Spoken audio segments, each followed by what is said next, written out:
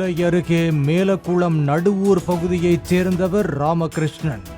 62 வயதான இவர் தனது 50 வயது மனைவி சண்முகலட்சுமியுடன் அங்குள்ள கோவிலுக்கு சென்றுவிட்டு வீடு திரும்பிக் கொண்டிருந்தார்.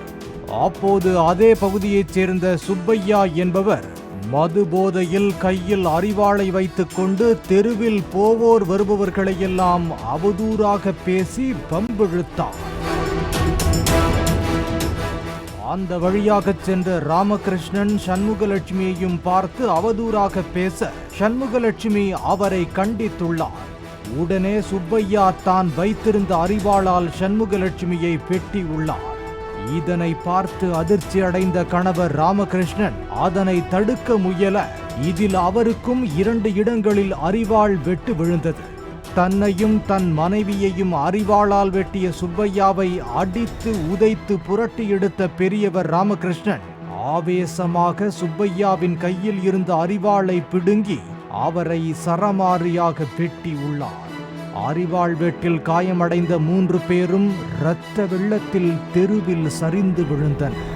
தகவல் அறிந்து உடனடியாக விரைந்து வந்த போலீசார் 3 பேரையும் பாளையங்கோட்டை அரசு மருத்துவக் கல்லூரி மருத்துவமனைக்கு அனுப்பி வைத்தனர்.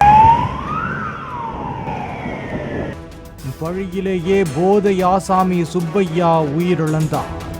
ராமகிருஷ்ணனுக்கும் அவரது மனைவி சண்முகலட்சுமிக்கும் தீவிர சிகிச்சை அளிக்கப்பட்டு வருகிறது.